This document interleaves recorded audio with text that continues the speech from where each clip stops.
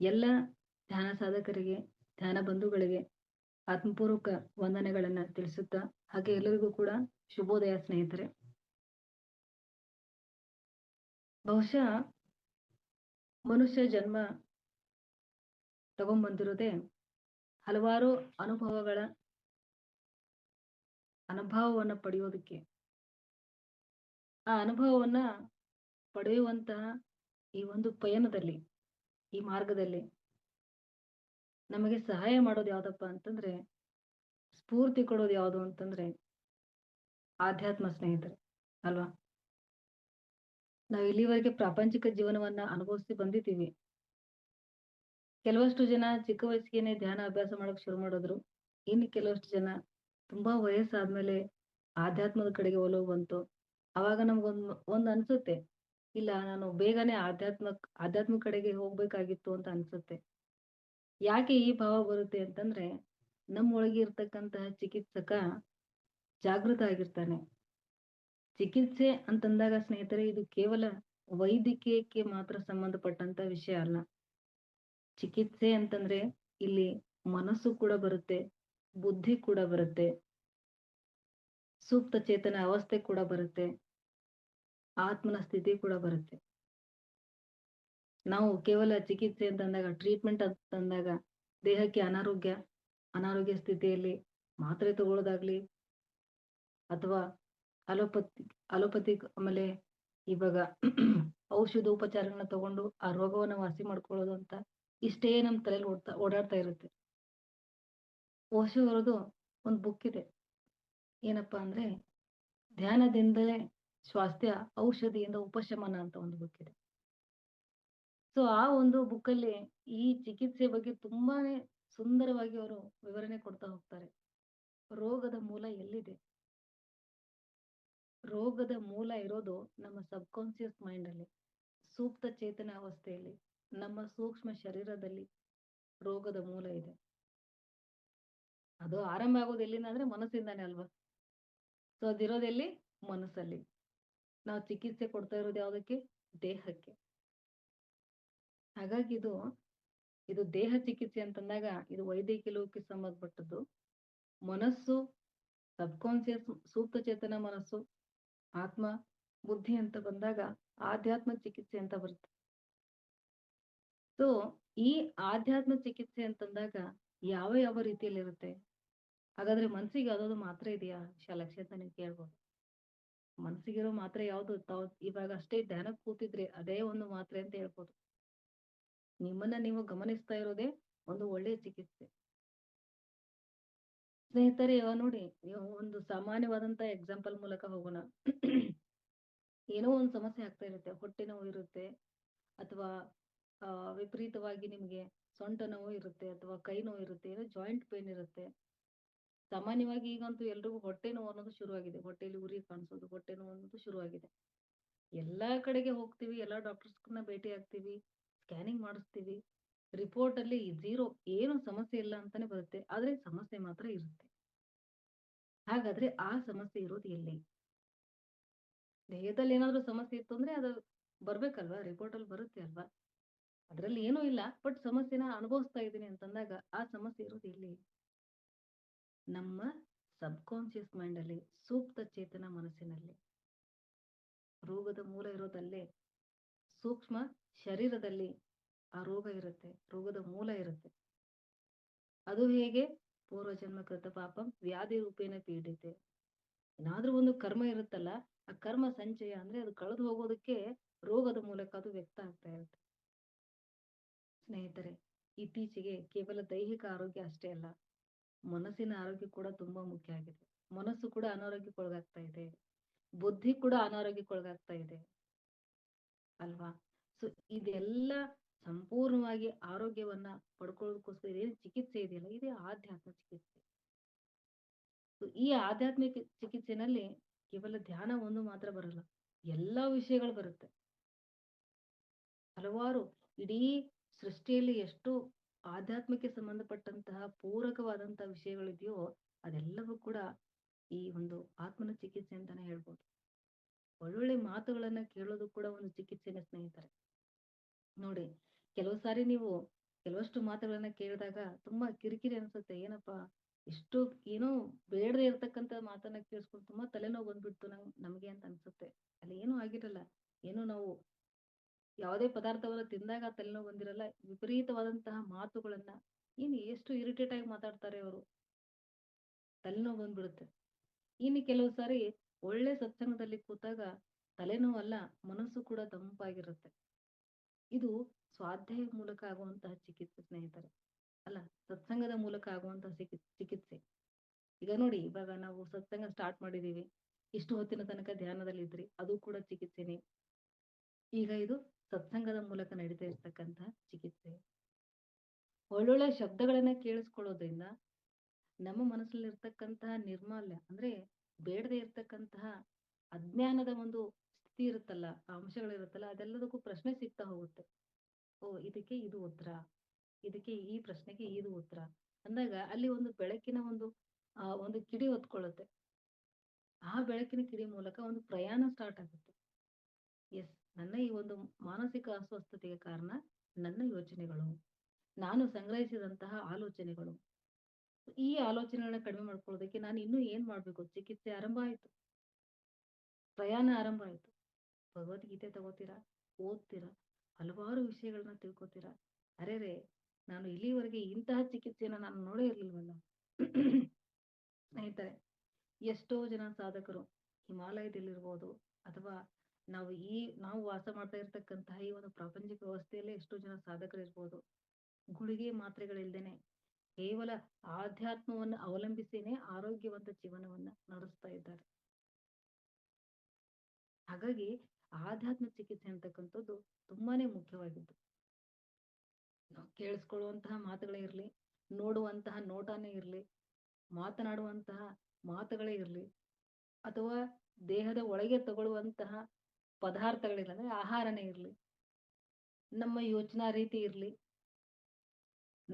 ನಮ್ಮ ಇರುವಿಕೆ, ಇದೆಲ್ಲವೂ ಕೂಡ ಈ ಒಂದು ಚಿಕಿತ್ಸೆಗೆ ಸಂಬಂಧಪಟ್ಟದ್ದು. ಇದೆಲ್ಲ ನೋಡಿ, ಅದಕ್ಕೆ ಪತ್ರಿ ಸರ್ ಹೇಳ್ತಾರೆ, ಕಡಿಮೆ ಮಾತಾಡ್ಬೇಕು, ಕಡಿಮೆ ತಿನ್ಬೇಕು, ಕಡಿಮೆ ಕೇಳಿಸ್ಕೋಬೇಕು, ಹೆಚ್ಚು ಹೆಚ್ಚು ಧ್ಯಾನ ಮಾಡ್ಬೇಕು, ಹೆಚ್ಚು ಹೆಚ್ಚು ಸ್ವಾಧ್ಯಾಯ ಮಾಡ್ಬೇಕು. ಈಗ ನೀವೆಲ್ಲ ಧ್ಯಾನ ಮಾಡ್ತಾ ಇದ್ದೀರಾ. ಧ್ಯಾನದ ಮುಂಚಿನ ಸ್ಥಿತಿ ಹೇಗಿತ್ತು, ಇವಾಗಿನ ಸ್ಥಿತಿ ಹೇಗಿದೆ? ನೀವೇ ಸ್ವಲ್ಪ ಚೆನ್ನಾಗಿ ಕೂತು ಒಂದೊಮ್ಮೆ ಯೋಚನೆ ಮಾಡಿ, ನಾನು ಮುಂಚೆ ಹೇಗಿದ್ದೆ, ಇವಾಗ ಹೇಗಿದ್ದೀನಿ. ಕೇವಲ ಗುಳಿಗೆ ಮಾತ್ರೆ ಬಿಡೋದ್ರಿಂದ ಆರೋಗ್ಯ ಸರಿಯಾಗಿದೆ, ಧ್ಯಾನ ಮಾಡೋದ್ರಿಂದ ಸರಿಯಾಗಿದೆ ಅಂತಲ್ಲ. ನಾವೇನ್ ಮಾಡ್ತಾ ಇದೀವಿ ಅಂದ್ರೆ ಒಳ್ಳೆ ಮಾತುಗಳನ್ನ ಕೇಳಿಸ್ಕೊತಾ ಇದ್ದೀವಿ. ಅದು ನಮ್ಮನ್ನ ಹೀಲ್ ಮಾಡ್ತಾ ಇದೆ. ನೋಡಿ, ಅದಕ್ಕೆ ಶರಣರು ಹೇಳ್ತಾರೆ, ಅಯ್ಯ ಎಂದರೆ ಸ್ವರ್ಗ, ಎಲವೋ ಎಂದರೆ ನರಕ ಅಂತ ಹೇಳ್ತಾರೆ. ಕೇವಲ ಮಾತಿನಿಂದ ಕೂಡ ನಾವು ನಮ್ಮ ಆರೋಗ್ಯವನ್ನ ವೃದ್ಧಿ ಮಾಡ್ಕೋಬಹುದು. ಒಳ್ಳೆ ಮಾತುಗಳನ್ನ ಕೇಳಿಸ್ಕೊತಾ ಇದ್ರೆ ಆತ್ಮ ಯಾವಾಗ್ಲೂ ಆನಂದವಾಗಿರುತ್ತೆ, ದೇಹದ ಆರೋಗ್ಯ ಕೂಡ ಚೆನ್ನಾಗಿರುತ್ತೆ. ಹಲವಾರು ವನಸ್ಪತಿಗಳು ಇರೋದು ನಮ್ಮ ದೇಹದ ಇರ್ತಕ್ಕಂಥ ಶಕ್ತಿ ಉದ್ದೀಪನ ಆದಾಗ್ಲೇ ಒಂದು ಸ್ಪಂದನೆಗೆ ಶುರು ಆಗೋದು. ಒಂದು ಮಾತಿದೆ ಸ್ನೇಹಿತರೆ, ಯಾವುದೇ ಮಾತ್ರೆಯನ್ನ ತಗೊಳ್ಳಿ, ಯಾವುದೇ ಔಷಧಿಯನ್ನ ತಗೊಳ್ಳಿ, ನಮ್ಮ ದೇಹದ ಒಳಗೆ ಇರ್ತಕ್ಕಂಥ ಶಕ್ತಿ ಆ ಮಾತ್ರೆಯನ್ನ ಒಂದು ಮರ್ಜ್ ಮಾಡ್ಕೊಳ್ಳುವಂತ ಸಾಮರ್ಥ್ಯ ಹೊಂದಿರದೇ ಇದ್ರೆ ಆ ಮಾತ್ರೆ ಕೂಡ ಕೆಲಸ ಮಾಡಲ್ಲ. ಮಾತ್ರೆ ಕೆಲಸ ಮಾಡೋದು ಓನ್ಲಿ 10%. ಆದ್ರೆ ನಮ್ಮ ದೇಹದ ಒಳಗೆ ಇರ್ತಕ್ಕಂಥ ಚೈತನ್ಯ ಶಕ್ತಿ ಕೆಲಸ ಮಾಡೋದು 90% ಸ್ನೇಹಿತರೆ. ಒಂದು ಚಿಕ್ಕ ಕತೆ ಏನಪ್ಪಾ ಅಂತಂದ್ರೆ, ಒಬ್ಬ ರೋಗಿ ಬರ್ತಾನೆ, ಒಬ್ಬ ಡಾಕ್ಟರ್ ಹತ್ರ ಬರ್ತಾನೆ. ಡಾಕ್ಟರ್, ನನಗೆ ಅಸ್ತಮಾ ತುಂಬಾ ಡೀಪ್ ಆಗಿ ನಂಗೆ ಕಾಡ್ತಾ ಇದೆ, ಏನ್ ಮಾಡೋದು? ತುಂಬಾ ಚಳಿ ಬೇರೆ ಬಂದಿದೆ, ಉಸಿರಾಡೋಕೆ ತೊಂದರೆ ಆಗ್ತಾ ಇದೆ, ನನಗೆ ಚಿಕಿತ್ಸೆ ಬೇಕು ಅಂತ ಹೇಳ್ತಾನೆ. ಅದೇ ಪ್ರಕಾರವಾಗಿ ಆ ಡಾಕ್ಟರ್ ಎಲ್ಲ ಚೆಕಪ್ ಮಾಡಿದ ನಂತರ, ಯಾರೋ ವೈದ್ಯರಿದ್ರೆ ದಯಮಾಡಿ ಅನ್ಯತಾ ಭಾವಿಸಕ್ಕೆ ಹೋಗ್ಬೇಡಿ, ಇದು ಸಾಂದರ್ಭಿಕವಾದಂತಹ ಕತೆ ಅಂತ ಹೇಳ್ತಾ ಇದ್ದೀನಿ. ಟ್ರೀಟ್ಮೆಂಟ್ ಕೊಡ್ತಾರೆ. ಟ್ರೀಟ್ಮೆಂಟ್ ಕೊಟ್ಟಾದ್ಮೇಲೆ ಒಂದು ಹಾಳೆ ಮೇಲೆ ಮಾತ್ರೆಗಳನ್ನ ಬರೆದು ಕೊಡ್ತಾರೆ. ಇಷ್ಟು ಮಾತ್ರೆ ಇಷ್ಟು ಹೊತ್ತು ತಗೋಬೇಕು ಅಂತ ಬರೆದು ಕೊಡ್ತಾರೆ. ಅವನು ಅದೇ ಪ್ರಕಾರವಾಗಿ ಹೋಗ್ತಾನೆ. ಹೋಗ್ಬಿಟ್ಟು ಅವನು ಒಂದ್ ಸ್ವಲ್ಪ ದಿವಸ ಆದ್ಮೇಲೆ ಪುನಃ ಆ ಡಾಕ್ಟರ್ನ ಭೇಟಿ ಆಗ್ತಾನೆ. ಭೇಟಿ ಆದ ನಂತರ, ಏನಪ್ಪಾ ಹೇಗಿದ್ದೀಯ ಅಂತಂದಾಗ, ನನ್ನ ಅಸ್ತಮಾ ಕಾಯಿಲೆ ಸುಧಾರಣೆ ಆಗಿದೆ, ತುಂಬಾನೇ ನಾನು ಹೆಲ್ದಿ ಆಗಿದ್ದೀನಿ ಅಂತ ಹೇಳ್ತಾನೆ. ಇನ್ನು ನಾನು ಕೊಟ್ಟಿರೋ ಮಾತ್ರೆನ ಇನ್ನೊಬ್ಬ ರೋಗಿಗೆ ಬರೆದು ಕೊಡ್ಬೇಕಾಗಿದೆ, ಪೇಪರ್ ಅನ್ನ ನೀನು ಕೊಡ್ತೀಯಾ ಅಂತ ಕೇಳ್ತಾನೆ. ಏನು ಡಾಕ್ಟರ್ ಬರೆದು ಕೊಟ್ಟಿರ್ತಾರಲ್ಲ ಪೇಪರ್ ಮೇಲೆ ಮಾತ್ರೆಗಳ ಒಂದು ವಿವರಣೆ ಬರೆದು ಕೊಟ್ಟಿರ್ತಾರಲ್ಲ, ಅದನ್ನ ನಾನು ಇನ್ನೊಬ್ಬ ರೋಗಿಗೆ ಕೊಡ್ಬೇಕಾಗಿದೆ. ಆ ಮಾತ್ರೆ ಒಂದು ಹಾಳೆಯನ್ನ ಕೊಡು ಅಂತ ಡಾಕ್ಟರ್ ಕೇಳ್ತಾರೆ. ಆಗ ರೋಗಿ ಹೇಳ್ತಾನೆ, "ಅರೆರೆರೆ! ನಾನು ಮಾತ್ರೆನೇ ಖರೀದಿ ಮಾಡಿಲ್ಲ" ಅಂತ ಹೇಳ್ತಾನೆ. ನೀವ್ ಹೇಳಿದ್ದನ್ನ ನಾನು ಅಪಾರ್ಥ ಮಾಡ್ಕೊಂಡೆ. ಅದೇ ಚೀಟಿಯನ್ನ 6 ಭಾಗ ಮಾಡಿ ದಿನಾಲು ನೀನು 3 ಹೊತ್ತು ತಗೋ ಅಂತ ಹೇಳ್ದಂಗ್ ಕೇಳಿಸ್ತು. ನಾನೇನ್ ಮಾಡಿದೀನಿ ಅಂತಂದ್ರೆ, ಆ ಹಾಳೆಯನ್ನೇ ಭಾಗ ಮಾಡಿ ಮಾತ್ರೆ ತರ ನುಂಗಿದೀನಿ ಡಾಕ್ಟ್ರೇ. ನನಗೆ ರೋಗ ವಾಸಿಯಾಗಿದೆ ಅಂತ ಹೇಳ್ತಾನೆ. ಸೊ ಅಲ್ಲಿ ಕೆಲಸ ಮಾಡಿದ್ ಯಾವ್ದು ಸ್ನೇಹಿತರೆ? ನಮ್ ಒಳಗೆ ಇರ್ತಕ್ಕಂತಹ ಅರಿವು, ನಮ್ ಒಳಗೆ ಇರ್ತಕ್ಕಂತಹ ಶ್ರದ್ಧೆ, ನಮ್ ಒಳಗೆ ಇರ್ತಕ್ಕಂತಹ ಆಸಕ್ತಿ ಅಲ್ವಾ? ನಮ್ ಒಳಗೆ ಒಬ್ಬ ಚಿಕಿತ್ಸಕ ಇದ್ದಾನೆ. ನಮ್ ಒಳಗೆ ಒಂದು ವೈದ್ಯ ಲೋಕನೇ ಇದೆ. ಸುಮ್ನೆ ನೋಡಿ ಎಲ್ಲಾರು ಹೋಗ್ಬೇಕಾದ್ರೆ ಸ್ವಲ್ಪ ಕಾಲು ಎಡವಿ ನಾವು ಕೆಳಗಡೆ ಬಿದ್ದ ತಕ್ಷಣ ಸ್ವಲ್ಪ ಆ ಸ್ಕ್ರ್ಯಾಚ್ ಆಗುತ್ತೆ, ರಕ್ತ ಬರಕ್ ಶುರು ಆಗುತ್ತೆ. ಎಷ್ಟೊತ್ತು ರಕ್ತ ಬರುತ್ತೆ ಹೇಳಿ? ಸ್ವಲ್ಪ ಸಮಯ ಬರುತ್ತೆ. ಸ್ವಲ್ಪ ಸಮಯ ಆದ ನಂತರ ನಮ್ಮ ಒಂದು ಮೆದುಳಿನಲ್ಲಿರ್ತಕ್ಕಂತಹ ಒಂದು ವ್ಯವಸ್ಥೆ ಏನ್ ಮಾಡುತ್ತೆ, ಆ ಒಂದು ಸ್ಥಳಕ್ಕೆ ಒಂದು ವ್ಯವಸ್ಥೆನ ಕಳಿಸುತ್ತೆ. ಹೋಗಿ ಅಲ್ಲಿ ಒಂದು ಡ್ಯಾಮೇಜ್ ಆಗಿದೆ, ಚಿಕಿತ್ಸೆ ಮಾಡಕ್ ಶುರು ಮಾಡಿ ಅಂತ ಹೇಳ್ತಾರೆ. ಇಲ್ಲಿದ್ದಂತಹ ಹೆಡ್ ಬಾಸ್ ಹೇಳ್ತಾರೆ, ಆರ್ಡರ್ ಮಾಡ್ತಾರೆ. ಆರ್ಡರ್ ಮಾಡಿದ ತಕ್ಷಣ ಅಲ್ಲಿ ಬಂದಂತಹ ಕಣಗಳೆಲ್ಲ ಕೆಲಸ ಮಾಡಕ್ ಶುರು ಮಾಡಿದಾಗ ರಕ್ತಸ್ರಾವ ನಿಂತು ಹೋಗುತ್ತೆ. ಸುಮ್ನೆ ನೀವು ಅದಕ್ಕೇನು ಟ್ರೀಟ್ಮೆಂಟ್ ಮಾಡೋದೇ ಬೇಡ. ಸ್ವಲ್ಪ ನೋವಾಗುತ್ತೆ ಅದನ್ನ ಸಹಿಸ್ಕೊಳ್ತಾ ಹೋದ್ರೆ ಗಾಯ ತನ್ನಷ್ಟಕ್ಕೆ ತಾನೇ ವಾಸಿ ಆಗ್ತಾ ಬರುತ್ತೆ. ಇದನ್ನ ನೀವು ಗಮನಿಸಬಹುದು ಸ್ನೇಹಿತರೆ. ಏನ್ ಮಾಡುತ್ತೆ ನಮಗೆ ವೈದ್ಯ ಲೋಕ ಅದಕ್ಕೆ ಸ್ವಲ್ಪ ಸಹಾಯ ಮಾಡ್ಬೋದಷ್ಟೇ. ಆದರೆ ಸಂಪೂರ್ಣ ಸ್ವಾಸ್ಥ್ಯ ಅನ್ನೋದು ಒಳಗಡೆಯಿಂದಲೇ ಬರುತ್ತೆ ಸ್ನೇಹಿತರೆ. ನೋಡಿ, ನಾವು ಚಿಕ್ಕವರಿದ್ದಾಗಿನ ಇಲ್ಲಿ ತನಕ ನಮ್ಮ ದೇಹದಲ್ಲಿ ಹಲವಾರು ಬದಲಾವಣೆ ಆಗ್ತಾ ಬಂದಿದೆ. ಆಪರೇಷನ್ನೇ ಆಗಿರ್ಬೋದು. ದೇಹದ ಮೇಲೆ ಆದಂತಹ ಗಾಯದ ಗುರುತು ಉಳಿಯುತ್ತೆ. ಆದ್ರೆ ಆ ಒಳಗೆ ಇರ್ತಕ್ಕಂತಹ ರೋಗ ಸಂಪೂರ್ಣವಾಗಿ ವಾಸಿಯಾಗಿರುತ್ತೆ. ಅದು ಯಾವುದರಿಂದ ಅಂತಂದ್ರೆ ನಮ್ಮ ಒಳಗೆ ಇರ್ತಕ್ಕಂತಹ ಚೈತನ್ಯ ಶಕ್ತಿಯಿಂದ ಸ್ನೇಹಿತರೆ. ಸಪೋಸ್ ಆ ಚೈತನ್ಯ ಶಕ್ತಿ ಇರ್ಲಿಲ್ಲ ಅಂತಂದ್ರೆ ಯಾವ್ದಾದ್ರು ಒಂದು ಚಿಕ್ಕ ನೆಗಡಿ ನೋವು ಕೆಮ್ಮು ಬಂತು ಅಂದ್ರೆ ಮನುಷ್ಯ ದೇಹ ಬಿಡ್ಬೇಕಾಗಿತ್ತು ಅಲ್ವಾ? ಚಿಕ್ಕ ನೆಗಡಿ ಕೆಮ್ಮಿಗೆನೆ ಮನುಷ್ಯ ದೇಹ ಬಿಡ್ಬೇಕಾಗುತ್ತೆ ಸ್ನೇಹಿತರೆ. ನೋಡಿದ್ವಿ ನಾವು ಕೋವಿಡ್ ಅಲ್ಲಿ ನೋಡಿದ್ವಿ. ನೆಗಡಿ ಕೆಮ್ಮಿಗೋಸ್ಕರನೇ ದೇಹ ಬಿಟ್ರು. ಹೇಗೆ? ಒಳಗಡೆ ಧೈರ್ಯ ಇರ್ಲಿಲ್ಲ. ನನಗೆ ಕೋವಿಡ್ ಆಗಿದೆ. ತಲೆಗೆ ಬಂದ್ಬಿಡ್ತದ ನನಗೆ ಕೋವಿಡ್ ಆಯ್ತು ನಾನೇನ್ ಬದುಕಲ್ಲ. ಕೋವಿಡ್ ಬಂದ್ರೆ ಬದುಕಲ್ಲ ಅನ್ನುವಂತಹ ಮಾತಿತ್ತಲ್ಲ. ಅದು ಕಿವಿ ಮೇಲೆ ಬಿದ್ದಾಗ ಸ್ವಲ್ಪ ನೆಗಡಿ ಶೀತ ಆದಾಗ ಓಕೆ ನಂಗೆ ಕೋವಿಡ್ ಬಂದ್ಬಿಡ್ತು. ನಾನು ಇನ್ನು ಒಂದು ವಾರದಲ್ಲಿ ಸತ್ತು ಹೋಗ್ತೀನಿ. ಅದೇ ಒಂದು ಮಾತು ಸಬ್ ಕಾನ್ಶಿಯಸ್ ಮೈಂಡ್ ಅಲ್ಲಿ ಆಳವಾಗಿ ಹೋದಾಗ ದೇಹದ ಎಲ್ಲಾ ಕಣಗಳು ಅದಕ್ಕೆ ಸ್ಪಂದಿಸೋದಕ್ಕೆ ಶುರು ಮಾಡುತ್ತೆ. ಆ ಸ್ಪಂದನೆ ಏನ್ ಮಾಡುತ್ತೆ ಅಂತಾನೆ ಮೆದುಳಿಗೆ ಆ ಒಂದು ಮಾಹಿತಿ ಹೋದಾಗ ಮೆದುಳಿನ ಆ ಮಾಹಿತಿ ದೇಹದ ಎಲ್ಲಾ ಸ್ಥಳಗಳಿಗೆ ಹೋಗುತ್ತೆ. ಮುಖ್ಯವಾಗಿ ಹೋಗೋದು ಹಾರ್ಟ್‌ಗೆ ಸ್ನೇಹಿತರೆ, ಹೃದಯಕ್ಕೆ. ಹೃದಯದ ಗತಿ ನಿಧಾನವಾಗ್ತಾ ಬರುತ್ತೆ. ಅವಾಗ ಏನು ಪಲ್ಸ್ ರೇಟ್ ಕಡಿಮೆ ಆಗ್ತಾ ಇದೆ, ಪಲ್ಸ್ ರೇಟ್ ಕಡಿಮೆ ಆಗ್ತಾ ಇದೆ, ಹೆಚ್ಚಾಗ್ತಾನೆ ಇಲ್ಲ. ಯಾಕೆ? ಒಳಗಡೆ ಧೈರ್ಯನೇ ಇಲ್ಲ.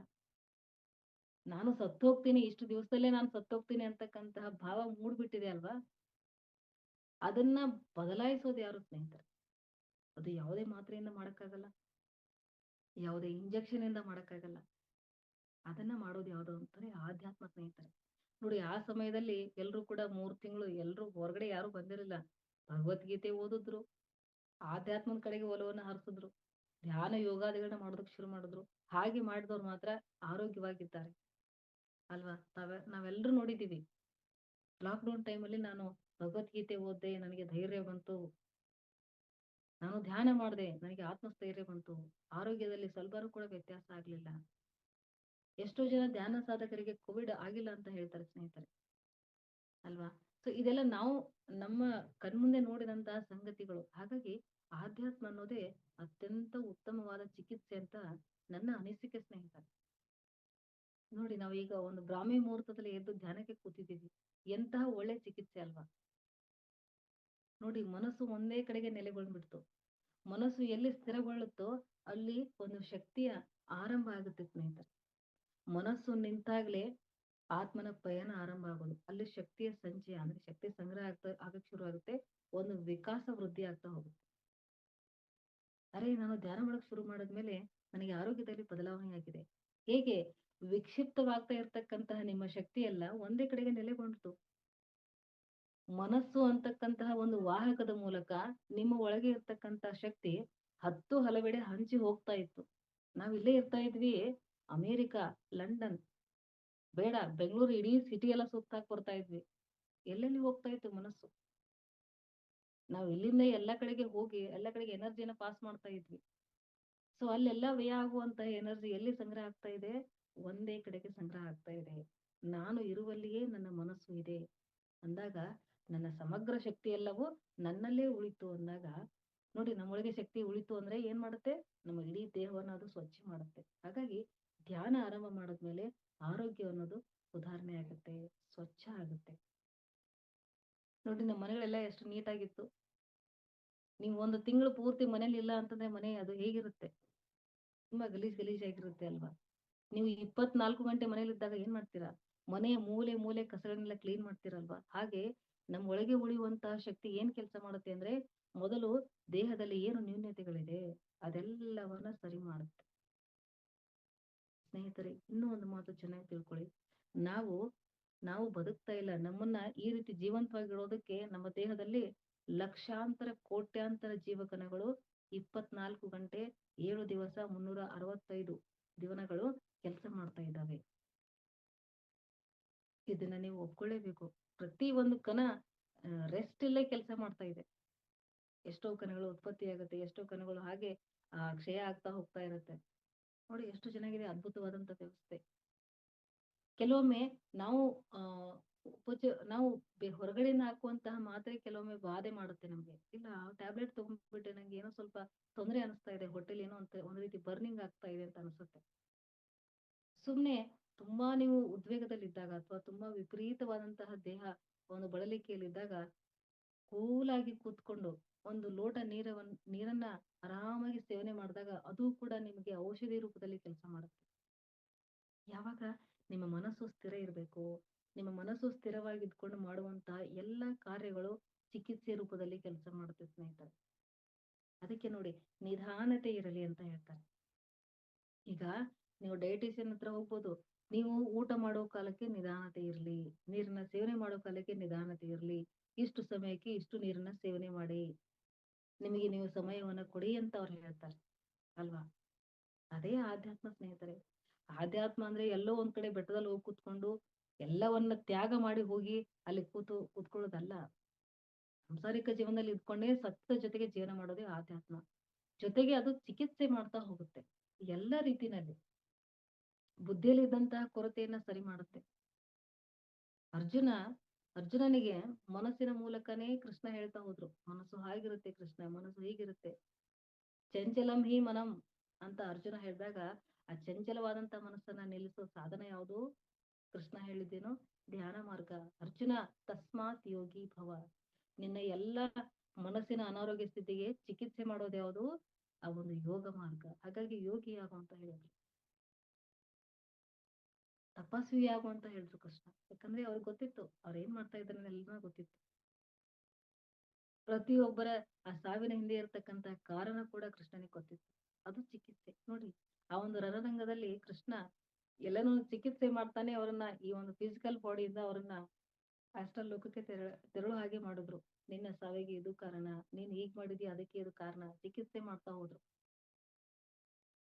ಹಾಗಾಗಿ ಸ್ನೇಹಿತರೆ, ಈ ಚಿಕಿತ್ಸೆ ಅಂತ ಬಂದಾಗ, ಟ್ರೀಟ್ಮೆಂಟ್ ಅಂತ ಬಂದಾಗ ಕೇವಲ ದೇಹಕ್ಕೆ ಮಾತ್ರ ಸಂಬಂಧಪಟ್ಟಿದ್ದಲ್ಲ, ಮನಸ್ಸಿಗೆ ಸಂಬಂಧಪಟ್ಟಿದ್ದು. ಆರೋಗ್ಯ ಚೆನ್ನಾಗಿರ್ಬೇಕು ಅಂದ್ರೆ ಒಳ್ಳೆ ಮಾತುಗಳನ್ನೇ ಕೇಳಿಸ್ಕೊಳ್ಳೋಣ. ಕೇಳಿಸ್ಕೊಳ್ಳೋಣ ಇಲ್ವಾ? ಸುಮ್ಮನೆ ಇದ್ಬಿಡೋದು. ಯಾವ್ದಾದ್ರು ಒಂದು ಬೆಸ್ಟ್ ಮ್ಯೂಸಿಕ್ ಅನ್ನ ಕೇಳಿಸ್ಕೊಳ್ಳೋಣ. ಬಿಸ್ಮಿಲ್ಲಾ ಖಾನ್ ಶಹನಾಯಿಯನ್ನ ಕೇಳಿಸ್ಕೊಳ್ಳೋಣ. ಪತ್ರಿಜಿ ಸರ್ ಹೇಳ್ತಾರೋ 24 ಗಂಟೆ ಮನೆಯಲ್ಲಿ ಸಂಗೀತ ಹಾಗೆ ಬರ್ತಾ ಇರ್ಲಿ ಅಂತ ಹೇಳ್ತಾ ಇದ್ರು. ಮನೆಯಲ್ಲಿ ಕೂಗಾಟ, ಚೀರಾಟ, ನಿರಂತರವಾದ ವರ್ಧಕಗಳನ್ನ ಕೇಳ್ತಾ ಇದ್ರೆ ಹೇಗಿರುತ್ತೆ? ನಮ್ಮ ವೈಬ್ರೇಷನ್ ಹೇಗಾಗುತ್ತೆ ದೇಹದಲ್ಲಿ? ಸ್ನೇಹಿತರೆ, ನಮ್ಮ ಪ್ರತಿ ಒಂದು ಆಕ್ಟಿವಿಟಿ ನಮ್ಮ ದೇಹದ ಮೇಲೆ ಪರಿಣಾಮ ಬೀರುತ್ತೆ. ಇದು ಚೆನ್ನಾಗಿ ನೆನಪಿರ್ಲಿ. ಅದಕ್ಕೆ ಹೇಳಿದ್ದಲ್ವಾ, ಕೆಟ್ಟದ್ದನ್ನ ನೋಡದಿರು, ಕೆಟ್ಟದ್ದನ್ನ ಕೇಳಿಸ್ಕೊಳ್ಳೋದು ಬೇಡ, ಕೆಟ್ಟದ್ದನ್ನ ಮಾತಾಡೋದು ಬೇಡ. ಇದೇ ಚಿಕಿತ್ಸೆಯ ಮೂಲ ಮಂತ್ರ. ಇಲ್ಲಿಂದಾನೇ ಆಧ್ಯಾತ್ಮ ಆರಂಭ ಆಗೋದು. ಅದಕ್ಕೆ ಯಾವಾಗ್ಲೂ ಕೂಡ ಅನುಭವಿಗಳು ಹೇಳೋದೇನೋ, ಅನುಭವಿಗಳು ಕೂಡ ಹೇಳಿದ್ರು, ಯಾವಾಗ್ಲೂ ಸತ್ಸಂಗದಲ್ಲಿರು ಅಂತ ಹೇಳಿದ್ರು. ಜೊತೆಗೆ ಸ್ವಾಧ್ಯಾಯವನ್ನ ಮಾಡು ಅಂತ ಹೇಳಿದ್ರು. ಸ್ವಾಧ್ಯಾಯ ಅಂದ್ರೆ ಅಧ್ಯಾಯ ಇರಬೇಕು, ಜೊತೆಗೆ ಒಳ್ಳೊಳ್ಳೆ ಆಧ್ಯಾತ್ಮಿಕ ಪುಸ್ತಕಗಳ ಅಧ್ಯಯನ ಕೂಡ ಇರಬೇಕು. ಅದು ನಮ್ಮ ಬುದ್ಧಿಯನ್ನ ಚಿಕಿತ್ಸೆ ಮಾಡುತ್ತೆ, ನಮ್ಮ ಬುದ್ಧಿಯನ್ನ ವೃದ್ಧಿ ಮಾಡುತ್ತೆ. ಜೊತೆಗೆ ಈ ಧ್ಯಾನ ಅಂತಕ್ಕಂಥದ್ದು ಏನ್ ಮಾಡುತ್ತೆ ಅಂತಂದ್ರೆ ನಮ್ಮ ಆತ್ಮನಲ್ಲಿರ್ತಕ್ಕಂತಹ ಅಮೂಲ್ಯವಾದಂತಹ ಎನರ್ಜಿನ ವೃದ್ಧಿ ಮಾಡೋದ್ರ ಮೂಲಕ ಚಿಕಿತ್ಸೆ ಮಾಡೋದಕ್ಕೆ ಶುರು ಮಾಡುತ್ತೆ. ಇದೆಲ್ಲವೂ ಕೂಡ ನಮಗೆ ಪ್ರಕೃತಿ ಮೂಲದಿಂದಲೇ ಬಂದಿದ್ದು ಸ್ನೇಹಿತರೆ. ಇದೇನಪ್ಪಾ ಹೊಸ ವಿಧಿ ಎಲ್ಲಿಂದನೋ ಹುಟ್ಕೊಂಡಿದೆ ಅಂತಲ್ಲ, ಇದು ನಮ್ಮ ಒಳಗೆ ಇರ್ತಕ್ಕಂಥದ್ದು. ಅದಕ್ಕೆ ಪತಂಜಲಿ ಯೋಗ ಸೂತ್ರದಲ್ಲಿ ಬಹಳ ಸುಂದರವಾಗಿ ಹೇಳ್ತಾ ಹೋಗ್ತಾರೆ. ಮನುಷ್ಯನಿಗೆ ಯಾವ ಗುಳಿಗೆ ಮಾತ್ರೆ ಅಗತ್ಯ ಇಲ್ಲ ಅಂತ ಅವ್ರು ಸ್ಪಷ್ಟವಾಗಿ ಹೇಳ್ತಾರೆ. ಯಾಕೆ?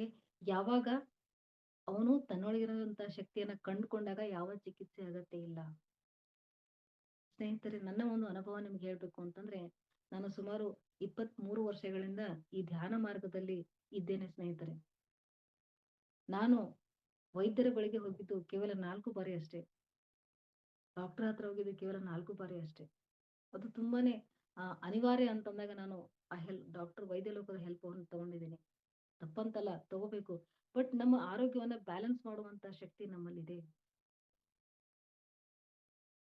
ಹಾಗಾಗಿ ಯಾವುದೇ ಇರ್ಲಿ, ಎಲ್ಲದರ ಹಿಂದೆ ಅಪಾರವಾದಂತಹ ಜ್ಞಾನ ಇದೆ. ಅದನ್ನ ತಿಳ್ಕೊಳ್ಳುವಂತ ಪ್ರಯತ್ನ ಪ್ರತಿ ಸಾರಿ ಮಾಡ್ತಾನೆ ಇರ್ಬೇಕು.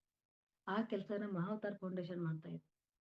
ಬ್ರಾಹ್ಮಿ ಮುಹೂರ್ತದಲ್ಲಿ ಎದ್ದು ಧ್ಯಾನ, ನಂತರದಲ್ಲಿ ಸತ್ಸಂಗ. ನೋಡಿ, ಇಡೀ ದಿನ ಎಲ್ಲ ಈ ಮಾತುಗಳೇ ನಮ್ಮ ಸಬ್ಕಾನ್ಶಿಯಸ್ ಮೈಂಡ್ ಅಲ್ಲಿ ರಿಪೀಟ್ ಆಗ್ತಾ ಇದ್ದಾಗ ಅದು ನಮ್ಮನ್ನ ಹೀಲ್ ಮಾಡುತ್ತೆ. ಒಳಗಡೆಯಿಂದಾನೆ ಚಿಕಿತ್ಸೆ ಮಾಡಕ್ ಶುರು ಮಾಡುತ್ತೆ. ಉದಾಹರಣೆಗೆ ಹೇಳ್ಬೇಕು ಅಂದ್ರೆ, ಏನೋ ತುಂಬಾ ಮನಸ್ಸು ಭಾರ ಆಗಿತ್ತು, ನಿನ್ನೆಯಿಂದ ಆ ಗೊಂದಲದಲ್ಲೇ ಇದ್ದೆ, ಇವತ್ತು ಈ ಸತ್ಸಂಗ ಕೇಳಿದ ನಂತರ ಮನಸ್ಸು ಹಗುರ ಆಯ್ತು. ಯಾವ ಇಂಜೆಕ್ಷನ್ ತಗೊಂಡಿದ್ರಿ? ಯಾವ ಮಾತ್ರೆ ತಗೊಂಡಿದ್ರಿ? ಯಾವುದು ಇಲ್ಲ ಅಲ್ವಾ? ಹೇಳುವಂತಹ ವ್ಯಕ್ತಿ ಮುಖ್ಯ ಅಲ್ಲ, ಹೇಳುವಂತಹ ಮಾತುಗಳಿಗೆ ಸ್ಪಂದಿಸ್ತಾ ಇರ್ತಕ್ಕಂತಹ ನಮ್ಮೊಳಗಿನ ಚೈತನ್ಯ ಶಕ್ತಿ ಮುಖ್ಯ ಸ್ನೇಹಿತರೆ.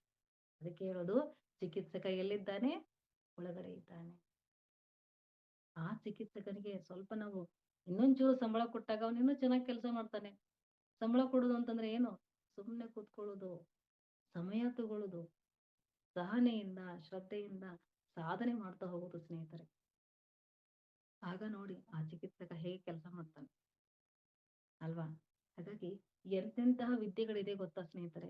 100 ವರ್ಷಗಳನ್ನ ದಾಟಿದವರು ಮತ್ತೆ ಯುವಕರ ಹಾಗೆ ಆಗ್ಬೋದು ಅಂತಹ ವಿದ್ಯೆಗಳೆಲ್ಲ ಈ ಭೂಮಂಡಲದ ಮೇಲೆ ಇದೆ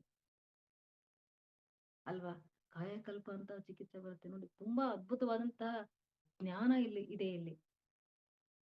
ಅದಕ್ಕೆ ಹೇಳೋದು, ದೇಹದ ಈ ಒಂದು ಚರ್ಮ ಸುಕ್ಕಾಗ್ಬೋದು, ಅದ್ರ ಮೇಲೆ ನೆರಿಗೆಗಳು ಬರ್ಬೋದು, ಮತ್ತೆ ಆ ನೆರಿಗೆಗಳು ಹೋಗೋ ತರ ಮಾಡುವಂತಹ ಅದ್ಭುತವಾದಂತಹ ಜ್ಞಾನ ಇದೆ, ಕಲೆ ಇದೆ, ಶಕ್ತಿ ಇದೆ. ಅದೆಲ್ಲಿದೆ? ಒಳಗಡೆನೆ ಇದೆ. ಎಷ್ಟೋ ಸಾವಿರಾರು ವರ್ಷಗಳಾದ್ರೂ ಕೂಡ ಒಂದು ಯುವ ಅವಸ್ಥೆಯಲ್ಲಿ ಇರ್ತಕ್ಕಂಥ ಮಹಾವತಾರ್ ಬಾಬಾಜಿಯನ್ನ ನೋಡ್ಬೋದು. ಈಗಲೂ ಕೂಡ ಅವರು ಅದೇ ಅವಸ್ಥೆನಲ್ಲಿ ಇದ್ದಾರೆ. ಬೇಕು ಅಂದಾಗ ಪ್ರಕಟ ಆಗ್ತಾರೆ, ಇಲ್ಲ ಅಂದಾಗ ಅಪ್ರಕಟ ಆಗಿರ್ತಾರೆ.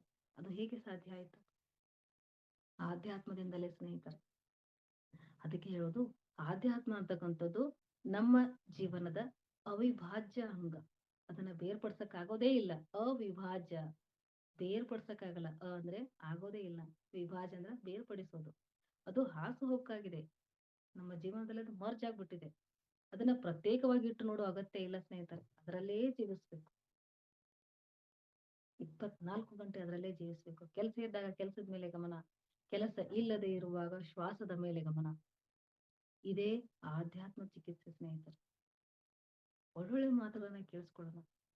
ಬಿಸ್ಮಿಲ್ಲಾ ಖಾನ ಶೆಹನಾಯಿಯನ್ನ ಕೇಳಿಸ್ಕೊಳ್ಳೋಣ. ಎಷ್ಟು ಒಳ್ಳೆ ಚಿಕಿತ್ಸೆ ಮಾಡುತ್ತೆ ನೋಡಿ. ನೀವು ತುಂಬಾ ಒಂದು ದೊಡ್ಡ ಹಾಸ್ಪಿಟಲ್ ಅಥವಾ ಇನ್ಯಾವುದೋ ಒಂದು ಈಗ ನೋಡಿ, ಔಷಧೋಪಚಾರವನ್ನ ಮಾಡ್ತಾ ಈಗ ವನಸ್ಪತಿಗಳ ಮೂಲಕ ಒಂದು ಟ್ರೀಟ್ಮೆಂಟ್ ಕೊಡ್ತಿರ್ತಾರಲ್ಲ, ಅಲ್ಲಿ ಒಂದು ಸುಮಧುರವಾದಂತಹ ಸಂಗೀತ ಹಾಗೆ ನಿರಂತರವಾಗಿ ಬರ್ತಾ ಇರುತ್ತೆ. ಯಾಕೆ ಅಂತಂದ್ರೆ ಈ ಕಾರಣಕ್ಕೇನೆ. ಕೆಲವಷ್ಟು ಜನ ವೈದ್ಯರು, ಅರೆ ಆ ಡಾಕ್ಟರ್ ಹತ್ರ ಹೋದಾಗ ಅವ್ರ ಮಾತು ಕೇಳಿ ನನಗೆ ಅರ್ಧ ಗುಣ ಆಯ್ತು ಅಂತ ಅನ್ಸುತ್ತೆ. ಅಂದ್ರೆ ಮಾತು ಮಾತು ರೋಗಕ್ಕೆ ಉತ್ತಮವಾದಂತ ಚಿಕಿತ್ಸೆ ಇದೆ. ಅದಕ್ಕೆ ರೋಗಿಗಳ ಹತ್ರ ಹೋದಾಗ, ಹೇಗಿದ್ದೀಯಾ? ಆರೋಗ್ಯ ಹೇಗಿದೆ? ಏನೂ ಆಗಲ್ಲ, ಧೈರ್ಯವಾಗಿರು ಅಂತ ಹೇಳೋದು. ಯಾಕಂದ್ರೆ ಆ ಮಾತು ರೋಗ ನಿರೋಧಕ ಶಕ್ತಿಯನ್ನ ಹೆಚ್ಚು ಮಾಡುತ್ತೆ, ಧೈರ್ಯ ತಂದುಕೊಡುತ್ತೆ, ಆತ್ಮಸ್ಥೈರ್ಯವನ್ನ ತಂದುಕೊಡುತ್ತೆ. ಅದಕ್ಕೆ ಪತ್ರಿ ಸರ್ ಹೇಳೋದು, ಎಲ್ರಿಗೂ ಚೆನ್ನಾಗಿದ್ಯಾ ಅಂತ ಕೇಳಕ್ ಹೋಗ್ಬೇಡ. ಯಾರೋ ಡಾನ್ಸ್ ಮಾಡ್ಕೊಂಡ್ ಬರ್ತಾ ಇರ್ತಾರೆ, ಚೆನ್ನಾಗಿದ್ಯಾ ಅಂತ ಕೇಳಿದ್ರೆ ಅದಕ್ಕೆ ಅರ್ಥ ಇರಲ್ಲ. ಯಾರನ್ನ ಕೇಳ್ಬೇಕು ಅಂದ್ರೆ ಹಾಸ್ಪಿಟಲ್ ಅಲ್ಲಿ ಮಲಗಿರ್ತಾರಲ್ಲ ಅಂತವ್ರನ್ನ ಕೇಳು ಅಂತ ಹೇಳ್ತಾರೆ. ಹೇಗಿದೀಯಾ? ಚೆನ್ನಾಗಿದೀಯಾ? ಅವ್ರನ್ನ ಕೇಳ್ಬೇಕಂತೆ. ಆಗ ಆ ಮಾತು ಅಲ್ಲಿ ಕೆಲಸ ಮಾಡಕ್ ಶುರು ಮಾಡುತ್ತೆ. ಹಾಗಾಗಿ ಸ್ನೇಹಿತರೆ, ಈ ಚಿಕಿತ್ಸೆ ಅಂತ ಬಂದಾಗ ಇದರಲ್ಲಿ ಹಲವಾರು ವಿಷಯಗಳಿದೆ. ನೋಡಿ ನಾವು ಇದು ಚಿಕಿತ್ಸೆ ನಡೀತಾ ಇದೆ ಇವಾಗ. ನಿಮ್ ಒಳಗಿಂದ ಒಂದು ಸ್ಪಂದನೆ ಬರ್ತಾ ಇದೆ. ಈ ಕಡೆಯಿಂದ ಒಂದು ಪ್ರತಿಸ್ಪಂದನೆ ಬರ್ತಾ ಇದೆ. ಇಲ್ಲಿ ಚಿಕಿತ್ಸೆ ಆರಂಭ ಆಗಿದೆ. ಎಷ್ಟೋ ನಮಗೆ ಗೊತ್ತಿರದೇ ಇರ್ತಕ್ಕಂತಹ ಎಷ್ಟೋ ಮಾನಸಿಕ ವೇದನೆಗಳಿಗೆ ಒಂದು ಚಿಕಿತ್ಸೆ ಆಗ್ತಾ ಇರುತ್ತೆ. ಪ್ರಶ್ನೆಗಳಿಗೆ ಚಿಕಿತ್ಸೆ ಆಗ್ತಾ ಇರುತ್ತೆ. ಒಬ್ಬ ಮಮತಾರ್ ಫೌಂಡೇಶನ್ ಹುಬ್ಬಳ್ಳಿನಲ್ಲಿ ಒಂದು ಸತ್ಸಂಗ ಇಟ್ಕೊಂಡಿದ್ರು. ಎಷ್ಟೋ ಪ್ರಶ್ನೆಗೆ ಉತ್ತರ ಸಿಕ್ತು. 3 ದಿನ ಶಿಬಿರದ ಹಾಯಾಗಿ ಬಂದ ತಕ್ಷಣ ಮುಗಿಸ್ಕೊಂಡ್ ಬಂದ ತಕ್ಷಣ ನಾನು ರಿಲೀಫ್ ಆಗಿದ್ದೀನಿ. ಹೀಗಾಯ್ತು. ನಮ್ಮೊಳಗೆ ಎಲ್ಲಾ ವ್ಯವಸ್ಥೆ ಇದೆ ಸ್ನೇಹಿತರೆ. ಪ್ರತಿ ಒಂದಕ್ಕೂ ಒಂದೊಂದು ವ್ಯವಸ್ಥೆ ಕೆಲಸ ಮಾಡ್ತಾ ಇದೆ. ಏನ್ ನೋಡಿ ಯಾರು ಯಾರು ಹೇಳೋದ್ ಬೇಡ. ನಮ್ಮ ದೇಹಕ್ಕೆ ಏನಾದ್ರೂ ಒಂಚೂರು ಏನಾದ್ರೂ ಆಗುತ್ತೆ ಅಂತ ಅನ್ನೋದಾದ್ರೆ ನಮ್ಮ ದೇಹದ ಎಲ್ಲಾ ಕಣಗಳು ಸ್ಪಂದಿಸೋದಕ್ಕೆ ಶುರು ಮಾಡುತ್ತೆ. ಹೊಟ್ಟೆಲಿ ಏನಾದ್ರೂ ಸಮಸ್ಯೆ ಆಯ್ತಪ್ಪ ಅಂತಂದ್ರೆ ತಲೆನೋವು ಶುರು ಆಗುತ್ತೆ. ತಲೆನೋವು ಯಾಕೆ ಬಂತು? ಅಯ್ಯೋ ಏನೋ ತಿನ್ಬಿಟ್ಟಿದೀನಿ ಅನ್ಸುತ್ತೆ. ಹೊಟ್ಟೆಲಿ ಒಂಥರ ಆಗ್ತಾ ಇದೆ. ಗೊತ್ತಾಯ್ತಲ್ವಾ? ಯಾರು ಗೊತ್ತು ಮಾಡ್ಸಿದ್ರು ಅದನ್ನ? ತಲೆನೋವು ಹಿಂದೆ ಇರ್ತಕ್ಕಂಥ ಕಾರಣವನ್ನ ಗೊತ್ತು ಮಾಡ್ಸಿದವ್ರು ಯಾರು? ನಮ್ಮೊಳಗೆ ಇರ್ತಕ್ಕಂಥ ಚಿಕಿತ್ಸಕ. ಏನಿಲ್ಲ, ಇವತ್ತು ಇಡೀ ದಿವಸ ಸುಮ್ನೆ ಉಪವಾಸ ಇದ್ಬಿಡು. ಎಲ್ರು ಹೇಳ್ತಾರೆ, ಏನು ಸ್ವಲ್ಪ ಆದ್ರೂ ತಿನ್ನು, ಏನಾದ್ರು ಸ್ವಲ್ಪ ತಿನ್ನು, ತಲೆನೋವು ಹೋಗುತ್ತೆ ಅಂತ ಹೇಳ್ತಾರೆ. ಅದ್ರ ಒಳಗಡೆನ ಒಂದು ಧ್ವನಿ ಬರ್ತಾ ಇರುತ್ತೆ, ನನಗೆ ಇವತ್ತೇನು ಬೇಡ, ನಾನು ಹೀಗೆ ಇರ್ಬೇಕು. ನೋಡಿ, ಅವತ್ತು ಇಡೀ ದಿವಸ ಹಾಗೆ ಇದ್ರಿ ಅಂತಂದ್ರೆ ಒಳಗಡೆ ಅಲ್ಲಿ ಟ್ರೀಟ್ಮೆಂಟ್ ಸ್ಟಾರ್ಟ್ ಇರುತ್ತೆ. ತನ್ನಷ್ಟಕ್ಕೆ ತಾನೇ ಅದು ಆ ಸಮಸ್ಯೆ ನಿರಂತರವಾಗಿ ನಿವಾರಣೆ ಆಗುತ್ತೆ ಅಲ್ವಾ? ಹಾಗಾಗಿ ಸ್ನೇಹಿತರೆ, ಅದಕ್ಕೆ ಪತ್ರಿ ಸರ್ ಹೇಳಿದ್ರು, ನೇರವಾಗಿ ಹೇಳಿದ್ರು ಅವರು. ಗೋಲಿಕೋ ಗೋಲಿ ಮಾರು ಅಂತ ಹೇಳಿದ್ದಾರೆ ಸರ್, ಪತ್ರಿ ಸರ್. ನಮ್ಗೆಲ್ಲ ಗೊತ್ತಲ್ವಾ? ಅಷ್ಟು ನೇರವಾದಂತಹ ಮಾತು ಹೇಗೆ ಕಡಾಖಂಡಿತವಾಗಿ ಹೇಳಿರ್ಬೋದು ಅಂದ್ರೆ ಅದು ಅನುಭವದ ಮಾತು ಸ್ನೇಹಿತರೆ. ಅವರು ಅದನ್ನ ಅನುಭವಿಸಿದ್ರು. ಇಷ್ಟಕ್ಕೂ ರೋಗ ಬಂತ, ಅದನ್ನ ನೀವು ಆರಾಮಾಗಿ ಅನುಭವಿಸಿ. ಇಷ್ಟು ದಿವಸ ಅಂತ ಇರುತ್ತೆ. ಸ್ವಲ್ಪ ವೈದ್ಯ ಲೋಕದ ಸಮಸ್ಯೆನ ಒಂದು ಹೆಲ್ಪ್ ಅನ್ನ ತಗೊಳ್ಳಿ, ಬೇಡ ಅಂತ ಹೇಳಲ್ಲ. 5% ತಗೋಬಹುದು, ಹೆಲ್ಪ್ ತಗೋಬಹುದು. ಬಟ್ ತೀರಾ ಅದ್ರ ಮೇಲೆ ಅವಲಂಬನೆ ಆಗ್ಬೇಡಿ ಅಂತ ಹೇಳ್ತಾರೆ. ನಿಮ್ಗೆ ಇನ್ನೊಂದು ಉದಾಹರಣೆ ಹೇಳ್ತೀನಿ ಸ್ನೇಹಿತರೆ. ನಮ್ಮ ಹಳ್ಳಿನಲ್ಲಿ ಒಬ್ರು ಅಜ್ಜಿ, ಅವ್ರದ್ದು ಓಪನ್ ಹಾರ್ಟ್ ಸರ್ಜರಿ. ಆ ಅಜ್ಜಿ ಏನು ಅಂತಂದ್ರೆ ಡಾಕ್ಟರ್ ಹೇಳಿದ್ರಂತೆ, ಇಲ್ಲ ಸ್ವಲ್ಪ ತುಂಬಾ ವೀಕ್ ಆಗಿದ್ದಾರೆ, ಓಪನ್ ಹಾರ್ಟ್ ಸರ್ಜರಿ ಆಗಿದೆ, ಸ್ವಲ್ಪ ಇವರು ಗುಣ ಆಗೋದಕ್ಕೆ, ಎದ್ದು ಕೂತ್ಕೊಳ್ಳೋದಕ್ಕೆ 1 ತಿಂಗಳಾದ್ರೂ ಸಮಯ ತಗೋತಾರೆ ಅಂತ ಹೇಳಿದ್ರಂತೆ. ಆ ಅಜ್ಜಿ ಸ್ವಲ್ಪ ಧ್ಯಾನ ಮಾಡ್ತಾ ಇದ್ರು. ಮಿರಾಕಲ್ ಏನಪ್ಪಾ ಅಂದ್ರೆ ಅವರು 4 ದಿವಸದಲ್ಲೇ ಎದ್ದು ಕೂತು ಬೆಡ್ ಮೇಲೆ ಕೂತು ಧ್ಯಾನ ಮಾಡೋದಕ್ಕೆ ಶುರು ಮಾಡಿದ್ರಂತೆ. ಓಪನ್ ಹಾರ್ಟ್ ಸರ್ಜರಿ ಆಗಿರ್ತಕ್ಕಂತ ಒಂದು ಪೇಷಂಟ್, ಇದು ನಮ್ಮ ಕಣ್ಣೆದುರಿಗೆ ಆಗಿರ್ತಕ್ಕಂಥದ್ದು. ಎದ್ದು ಕೂತು ಧ್ಯಾನ ಮಾಡಕ್ ಶುರು ಮಾಡಿದಾಗ ಡಾಕ್ಟರ್ಗೆ ಅದು ಆಶ್ಚರ್ಯ ಆಗಿದೆ. ಏನು ಅಜ್ಜಿ ಇದು ಏನ್ ಮಾಡ್ತಾ ಇದೆ? ಓಪನ್ ಹಾರ್ಟ್ ಸರ್ಜರಿ ಅಂದ್ರೆ ಸಾಮಾನ್ಯನಾ? ಸಾವಿನ ಬಾಗಿಲನ್ನ ತಟ್ಟು ಬಂದಂಗೆ. ಎದ್ದು ಕೂತು ಏನ್ ಮಾಡ್ತಿದ್ಯಾ ಅಂತ ಕೇಳಿದಾಗ, ನಾನು ಧ್ಯಾನ ಮಾಡ್ತಿದ್ದೀನಿ ಸರ್. ನಾನು 4-6 ವರ್ಷಗಳಿಂದ ಧ್ಯಾನ ಮಾಡ್ತಾ ಬಂದಿದ್ದೀನಿ. ಅದಕ್ಕೆ ನನಗೆ ಯಾವುದೇ ಇದು ಸಮಸ್ಯೆ ಅಂತ ಅನಿಸ್ತಾ ಇಲ್ಲ. ನನಗೆ ಇದು ಭಯ ಅಂತ ಅನಿಸ್ತಾ ಇಲ್ಲ. ಅಂದಾಗ ಆ ಡಾಕ್ಟರ್ ಹೇಳಿದ್ದೇನಂದ್ರೆ, ನಮ್ಮ ಸ್ಟಾಫ್ ನರ್ಸ್ಗೆಲ್ಲ ಡಾಕ್ಟರ್ಸ್ಗೆಲ್ಲ ನೀನು ಧ್ಯಾನ ಹೇಳ್ಕೊಡು ಅಂತ ಹೇಳಿದ್ರಂತೆ. ಸೊ ಹೀಗೆ ನಮ್ಮೊಳಗೆ ಇರ್ತಕ್ಕಂತಹ ಆ ಅದ್ಭುತವಾದಂತಹ ಶಕ್ತಿ, ಬ್ರಹ್ಮಾಂಡದ ಶಕ್ತಿ ಒಂದು ಅಂಶ ರೂಪದಲ್ಲಿ ನಮ್ಮ ಒಳಗೆ ಇದೆ ಸ್ನೇಹಿತರೆ. ಹಾಗಾಗಿ ಏನೇ ಸಮಸ್ಯೆ ಬರ್ಲಿ, ದೇಹದ ಸಮಸ್ಯೆ, ಹೆದರಿಕೆ ಅನ್ನೋದನ್ನ ಬಿಟ್ವಿ ಅಂದ್ರೆ ಆ ಚಿಕಿತ್ಸೆ ಅನ್ನೋದು ಆರಂಭ ಆಗಿರುತ್ತೆ. ಎಷ್ಟು ಭಯದಲ್ಲಿರ್ತೀವೋ ಅಷ್ಟು ನಾವು ಸಾವಿಗೆ ಹತ್ರ ಆಗ್ತೀವಿ ಸ್ನೇಹಿತರೆ. ಅಯ್ಯೋ ಏನೋ ಆಗ್ಬಿಟ್ಟಿದೆ ನನಗೆ, ಇನ್ ಹೇಗಪ್ಪ ಜೀವನ, ನಾನ್ ಬದುಕ್ತೀನಾ ಅಂತ ಬಂದ್ರೆ ಸಾವಿನ ಪಯಣ ಆರಂಭ ಆಗ್ಬಿಡುತ್ತೆ. ಇಷ್ಟಕ್ಕೂ ಎಲ್ರು ಒಂದಲ್ಲ ಒಂದ್ ದಿವಸ ಈ ದೇಹವನ್ನ ಬಿಡ್ಲೇಬೇಕಲ್ವಾ? ಭಯದಲ್ಲಿ ಯಾಕೆ ಬಿಡ್ಬೇಕು? ನಿರ್ಭಯರಾಗಿರ್ಬೇಕು. No fear. ಅದಕ್ಕೆ ಸರ್ ಹೇಳುದು, no fear, no hurry, no worry ಅಂತ ಹೇಳಿದ್ದಾರೆ. ಆರಾಮಾಗಿರ್ಬೇಕು. ಸಮಸ್ಯೆಗಳಿಗೆ ಎದೆಯೊಡ್ಬೇಕು ಸ್ನೇಹಿತರೆ. ಆಗ ನಮ್ಮೊಳಗೆ ಇರ್ತಕ್ಕಂಥ ಅಪಾರವಾದಂತಹ ಆ ಪ್ರತಿರೋಧಕ ಶಕ್ತಿ ಇದೆಯಲ್ಲ, ಅದು ಕೆಲಸ ಮಾಡೋಕ್ ಶುರು ಮಾಡುತ್ತೆ. ನಮ್ಮನ್ನ ನಾವು ಪ್ರೊಟೆಕ್ಟ್ ಮಾಡ್ಕೊಳಕ್ ಶುರು ಮಾಡ್ತೇವೆ. ಯಾರು ನಮ್ಮನ್ನ ಸಂರಕ್ಷಣೆ ಮಾಡ್ತಾರೆ ಸ್ನೇಹಿತರೆ? ಎಷ್ಟು ದಿವಸ ಮಾಡ್ಬೋದು, ಎಷ್ಟು ಗಂಟೆಗಳು ಮಾಡ್ಬೋದು. ಇಲ್ಲಪ್ಪ ಬೆಳಗ್ಗಿಂದ ಅವ್ರ ಜೊತೆಗೆ ಇದ್ದೀನಿ, ಸಾಕಾಗಿ ಹೋಗಿದೆ ನಂಗೆ, ನೀನೊಂಚೂರು ಬಂದಿರು ಅಂತ ಹೇಳ್ತಾರೆ. ಯಾರೋ ಐಸಿಯುನಲ್ಲಿ ಒಳಗೆ ಮಲಗಿರ್ತಾರೆ, ಬೆಳಗ್ಗೆಯಿಂದ ಇಲ್ಲೇ ಇದ್ದೀನಿ, ನನಗೆ ಸ್ವಲ್ಪ ವಿಶ್ರಾಂತಿ ಬೇಕಾಗಿದೆ, ನೀನ್ ಕೂತ್ಕೊ ಅಂತ ಹೇಳ್ತಾರೆ. ಯಾರು ಇರ್ತಾರೆ ನಮ್ ಜೊತೆಗೆ? ಯಾರು ಇರಲ್ಲ. ನಮ್ ಜೊತೆಗಿರೋರು ಯಾರು ಅಂತಂದ್ರೆ ನಮ್ ಒಳಗೆ ಇರ್ತಕ್ಕಂತಹ ವೈದ್ಯ. ಅದೇ ಯಾರು? ಆತ್ಮನ ಶಕ್ತಿ. ಆತ್ಮಸ್ಥೈರ್ಯ, ಧೈರ್ಯ, ಒಳ್ಳೆಯ ಅರಿವು ಎಲ್ಲದಕ್ಕಿಂತ ಹೆಚ್ಚಾಗಿ ಆತ್ಮಜ್ಞಾನ ಸ್ನೇಹಿತರೆ. ಹಾಗಾಗಿ ನಾವು ಇಡೀ ಜೀವನವನ್ನೆಲ್ಲ ಈ ಆಧ್ಯಾತ್ಮದ ಜೊತೆಗೆ ಕಳೀತಾ ಹೋದ್ವಿ ಅಂದ್ರೆ ಇರುತ್ತೆ, ಸಮಸ್ಯೆ ಇರುತ್ತೆ. ಆದ್ರೆ ಆ ಸಮಸ್ಯೆ ನಮಗೆ ಸಮಸ್ಯೆ ಅನ್ಸಲ್ಲ. ರೋಗ ಸಂಪೂರ್ಣ ವಾಸಿ ಆಗುತ್ತೆ ಅಂತ ನಾನು ಹೇಳಲ್ಲ. ಸ್ವಲ್ಪ ಉಳ್ಕೋಬಹುದು. ಆದ್ರೆ ನಮ್ಮೊಳಗೆ ಇರತಕ್ಕಂತ ಆತ್ಮಸ್ಥೈರ್ಯ ಹೇಳುತ್ತೆ, ಇರ್ಲಿ, ಅದು ನನ್ನ ಕರ್ಮದ ಫಲ. ನಾನು ಅದನ್ನ ಅನುಭವಿಸ್ಬೇಕು. ರಮಣ ಮಹರ್ಷಿಗಳಿಗೆ ಇರ್ಲಿಲ್ವಾ? ಶಕ್ತಿ ಇರ್ಲಿಲ್ವಾ? ಅವರು ರೋಗವನ್ನು ವಾಸಿ ಮಾಡ್ಕೋಬೋದಾಗಿತ್ತಲ್ವಾ? ರಾಮಕೃಷ್ಣ ಪರಮಹಂಸರಿಗೆ ಅಪಾರವಾದ ಶಕ್ತಿ ಇತ್ತಲ್ವಾ? ಜಗನ್ಮಾತೆ ಆ ಭವತಾರಿಣಿಯ ಒಂದು ಅನುಗ್ರಹ ಇತ್ತಲ್ವಾ? ಅವರು ತಮ್ಮ ರೋಗವನ್ನ ನಿವಾರಣೆ ಮಾಡ್ಕೋಬಹುದಾಗಿತ್ತು. ಯಾಕೆ ಮಾಡ್ಕೋಲಿಲ್ಲ? ಅವರು ಆ ಕರ್ಮವನ್ನ ಅನುಭವಿಸ್ಬೇಕು ಅಂತ ಅನ್ಕೊಂಡಿದ್ರು, ನಿರ್ಧರಿಸಿದ್ರು. ಹಾಗಾಗಿ ಅವರು ಆ ರೀತಿನಲ್ಲಿ ತಮ್ಮ ಆ ಕರ್ಮಕ್ಕೆ ಚಿಕಿತ್ಸೆಯನ್ನ ಕೊಟ್ರು. ಕರ್ಮವನ್ನ ಅನುಭವಿಸೋದ್ರ ಮೂಲಕ ಆ ಕರ್ಮಕ್ಕೆ ಚಿಕಿತ್ಸೆಯನ್ನ ಕೊಟ್ರು. ಇಷ್ಟು ಸೂಕ್ಷ್ಮ ಇದೆ ಸ್ನೇಹಿತರೆ. ನಾವೇನ್ ಮಾಡ್ತೀವಿ, ತಟ್ಟಂತ ಒಂಚೂರು ನೆಗಡಿ ಬಂದಿರೋದಿಲ್ಲ, ಒಂದ್ ಸ್ವಲ್ಪ ಜ್ವರ ಬಂದಿರೋದಿಲ್ಲ, ಟ್ಯಾಬ್ಲೆಟ್ ತಗೊಳಕ್ ಶುರು ಮಾಡ್ಬಿಡ್ತೀವಿ. ಅದು ದೇಹದ ಆಯಾಸವನ್ನ ಈ ರೀತಿನಲ್ಲಿ ಅದು ವ್ಯಕ್ತ ಮಾಡ್ತಾ ಇರುತ್ತೆ. ಅದಕ್ಕೆ ರೆಸ್ಟ್ ಬೇಕಾಗಿರುತ್ತೆ. ಅನಾರೋಗ್ಯ ಸ್ಥಿತಿ ಅಂತ ತಿಳ್ಕೊಂಬಿಡಿ. ಅನಾರೋಗ್ಯ ಅಂತ ಬಂದಾಗ ದೇಹಕ್ಕೆ ವಿಶ್ರಾಂತಿ ಅಗತ್ಯ ಇದೆ ಅಂತ ಚೆನ್ನಾಗಿ ತಿಳ್ಕೊಂಡ್ಬಿಡೋದು ಅಷ್ಟೇ. ಆಹಾರವನ್ನು ಕೂಡ ಅಲ್ಪ ಪ್ರಮಾಣದಲ್ಲಿ ಸೇವನೆ ಮಾಡ್ತಾ ಚೆನ್ನಾಗಿ ನೀವು ರೆಸ್ಟ್ ಮಾಡಿದ್ರಿ ಅಂತಂದ್ರೆ ಕಂಪ್ಲೀಟ್ ಆಗಿ ನೀವು ಕ್ಯೂರ್ ಆಗ್ತೀರಾ, ಚಿಕಿತ್ಸೆ ಆಗುತ್ತೆ. ನೋಡಿ, ವಿಪರೀತವಾಗಿ ಮನೆ ಕೆಲಸ ಮಾಡಿರ್ತೀರಾ ದಿನವೆಲ್ಲ ಅಲ್ವಾ? ವಿಪರೀತವಾಗಿ ಆಫೀಸ್ ಕೆಲಸ ಮಾಡಿರ್ತೀರಾ, ಏನೋ ಕೆಲಸ ಮಾಡಿರ್ತೀರಾ. ನೆಕ್ಸ್ಟ್ ಡೇನು ಕೂಡ ಅದೇ ರೀತಿ ಕೆಲಸ ಆಯ್ತು, ಒಂದು ವಾರ ಪೂರ್ತಿ ಅದೇ ಕೆಲಸ ಆಯ್ತು ಅಂತಂದಾಗ ಏನ್ ಅನ್ಸುತ್ತೆ? ಏನು ಬರೀ ಕೆಲಸ ಮಾಡೋದೇ ಜೀವನನ? ಸ್ವಲ್ಪ ವಿಶ್ರಾಂತಿ ಬೇಕು ಅಂತ ಅನ್ಸುತ್ತಲ್ವಾ? ಅದೇ ತರಹ ದೇಹದ ಒಳಗೆ ಇರ್ತಕ್ಕಂತಹ ಪ್ರತಿಯೊಂದು ಕಣ 24 ಗಂಟೆ ದುಡಿತಾ ಇದೆ. ಒಂದು ಆಹಾರ ತುತ್ತು ಒಳಗಡೆ ಹೋಯ್ತಪ್ಪ ಅಂದ್ರೆ ಕೆಲಸ ಶುರುವಾಗ್ಬಿಡುತ್ತೆ, ದೇಹದ ಕೆಲಸ ಶುರುವಾಗುತ್ತೆ. ಇದು ನಿರಂತರವಾಗಿ ಹೀಗೆ ಆಗ್ತಾ ಹೋದ್ರೆ ನೋಡಿ, ಅವ್ನ ಹೆಲ್ದಿ ರೂಟೀನ್ ಏನಪ್ಪಾ ಅಂದ್ರೆ ವಾರದಲ್ಲಿ 1 ದಿನ ಉಪವಾಸ ಇರಿ ಅಂತ ಹೇಳ್ತಾರೆ. ಯಾಕಂದ್ರೆ ದೇಹ ಶುದ್ಧಿ ಆಗುತ್ತೆ, ದೇಹ ತನ್ನನ್ನ ತಾನು ಮತ್ತೆ ರೀಸೈಕಲ್ ಮಾಡ್ಕೊಳ್ಳುತ್ತೆ. ಅದಕ್ಕೆ ಏನ್ ವ್ಯವಸ್ಥೆ ಬೇಕಾಗಿದೆ ಅಡ್ಜಸ್ಟ್ ಆಗ್ತಾ ಇರುತ್ತೆ. ಸ್ವಲ್ಪ ವಿಶ್ರಾಂತಿ ಕೊಡ್ಬೇಕು. ವಾರದಲ್ಲಿ 1 ದಿನ ಉಪವಾಸ, ಅದು ಕೂಡ ಅತಿ ಆಗ್ಬಾರ್ದು ಅಷ್ಟೇ. ಉಪವಾಸಗಳು ಅತಿ ಆಗ್ಬಾರ್ದು. ಅದಕ್ಕೆ ಉಪವಾಸ ಅಂತಂದ್ರೆ ಮನಸ್ಸಿನ ಸ್ಥಿರತೆ ಅಷ್ಟೇ. ಸ್ವಲ್ಪ ಆರೋಗ್ಯದಲ್ಲಿ ಸುಧಾರಣೆ ಆಗ್ಬೇಕು ಅಂದ್ರೆ ವಾರದಲ್ಲಿ 1 ದಿನ ಉಪವಾಸ ಮಾಡಿ ಅಂತ ಹೇಳ್ತಾರೆ. ಸೊ ನಾವು ಮನಸ್ಸಿನ ಉಪವಾಸ ಮಾಡಕ್ ಶುರು ಮಾಡಿದ್ವಿ ಅಂತಂದ್ರೆ ಅದರ ಅಗತ್ಯ ಕೂಡ ಇರಲ್ಲ ಅಂತ. ಎಷ್ಟು ಬೇಕೋ ಅಗತ್ಯಕ್ಕೆ ತಕ್ಕ ಹಾಗೆ ಆಹಾರವನ್ನು ತಗೊಳಕ್ ಶುರು ಮಾಡ್ತೀವಿ. ಹಸಿವೆ ಇದ್ದಷ್ಟು ಊಟ ಮಾಡಿ ಅಂತ ಎಷ್ಟು ಚೆನ್ನಾಗಿದೆ ನೋಡಿ ಅವ್ರ ಮಾತು. ಹಸಿವೆ ಇದ್ದಷ್ಟು ಊಟ ಮಾಡು ಅಂತ. ಎಷ್ಟಿರುತ್ತೆ ಹಸಿವೆ ಸ್ನೇಹಿತರೆ? ಸ್ವಲ್ಪ ಇರುತ್ತೆ. ನಾವು ಊಟ ಮಾಡೋ ಪ್ರಮಾಣ ಹೇಗಿರುತ್ತೆ? ಇಲ್ಲಿ ತನಕ ತಿಂತೀವಿ. ಹೇಗೆ ಆರೋಗ್ಯ ಆಗೋದು? ಹೇಗೆ ಸುಧಾರಣೆ ಆಗೋದು ಸ್ನೇಹಿತರೆ? ಮೂರು ಪಟ್ಟು ನೀರಿರ್ಬೇಕು, ಒಂದು ಪಟ್ಟು ಮಾತ್ರ ಅನ್ನ ಇರ್ಬೇಕು. ಹಾಗಾಗ್ತಾ ಇದೆಯಾ? ಇಲ್ಲ. ಅತಿಯಾಗಿ ನೀರು ಸೇವನೆ ಮಾಡೋದನ್ನೇ ಬಿಟ್ಬಿಟ್ಟಿದ್ದೀವಿ. ನೀರು ಎಲ್ಲ ರೋಗಗಳಿಗೆ ನೀರೇ ಒಂದು ಔಷಧಿ ಅಂತ ಹೇಳ್ತಾರೆ. ಹೆಚ್ಚು ಪ್ರಮಾಣದಲ್ಲಿ ನೀರನ್ನ ಸೇವನೆ ಮಾಡ್ತಾ ಹೋದ್ರೆ ಯಾವುದೇ ಸಮಸ್ಯೆ ಇರಲ್ಲ ಅಂತ ಹೇಳ್ತಾರೆ. ಅಸಿಡಿಟಿಗೆ ಒಂದು ಔಷಧಿ ಯಾವ್ದಪ್ಪ ಅಂದ್ರೆ ನೀರು ಸ್ನೇಹಿತರೆ, ಬೇರೆ ಯಾವುದೂ ಇಲ್ಲ.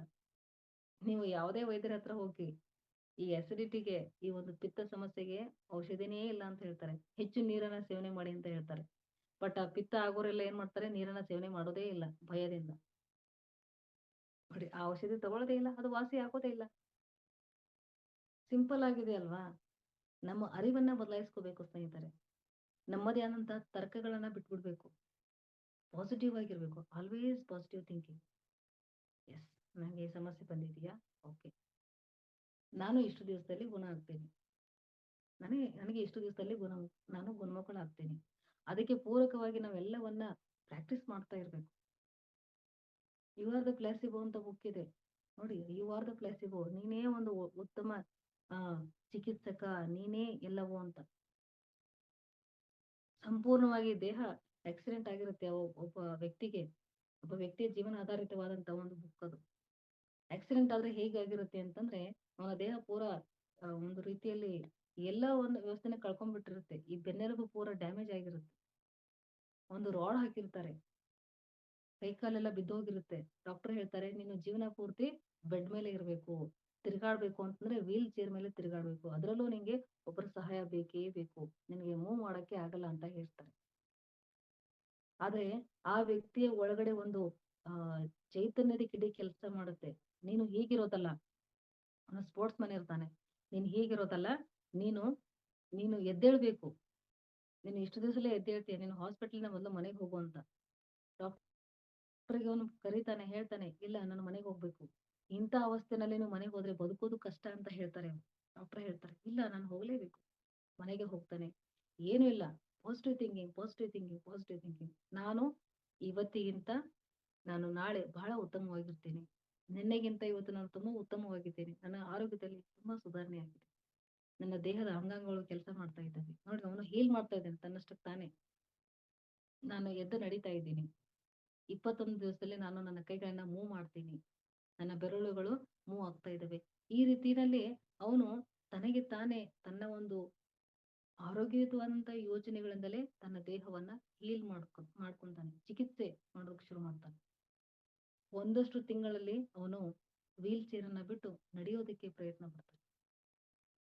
ಸೊ ಆ ಶಕ್ತಿ ಎಲ್ಲಿಂದ ಬಂತು ಸ್ನೇಹಿತರೆ? ಅದಕ್ಕೆ ಏನು ಅಂತಂದ್ರೆ ಔಷಧಿಯಿಂದಲೇ ಉಪಶಮನ. ಸಾರಿ, ಧ್ಯಾನದಿಂದಲೇ ಸ್ವಾಸ್ಥ್ಯ, ಔಷಧಿಯಿಂದ ಉಪಶಮನ. ಅಂದ್ರೆ ಸ್ವಲ್ಪ ಮಟ್ಟಿಗೆ ಅದು ಶಮನ ಮಾಡುತ್ತೆ ಅಷ್ಟೇ. ರೋಗದ ಮೂಲವನ್ನ ಅದು ವಾಸಿ ಮಾಡಕ್ಕಾಗಲ್ಲ.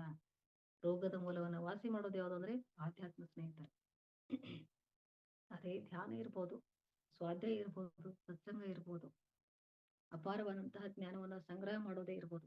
ಇದೆಲ್ಲ ಕೂಡ ನಮ್ಮನ್ನ ಒಂದು ಅನಾರೋಗ್ಯ ಸ್ಥಿತಿಯಿಂದ ಆರೋಗ್ಯ ಸ್ಥಿತಿಯ ಕಡೆಗೆ ಕರ್ಕೊಂಡು ಹೋಗುತ್ತೆ. ಯಾರಿಗ ಆರೋಗ್ಯ ಬೇಡ ಹೇಳಿ? ಎಲ್ಲರಿಗೂ ಆರೋಗ್ಯ ಬೇಕಲ್ವಾ? ಆರೋಗ್ಯಕ್ಕೋಸ್ಕರ ನಾವೆಲ್ಲ ಏನೇನೆಲ್ಲ ಮಾಡ್ತಾ ಇದ್ದೀವಿ. ಆ ಡಯಟ್ ಅನ್ನ ಮಾಡ್ತೀವಿ, ಈ ಡಯಟ್ ಮಾಡ್ತೀವಿ.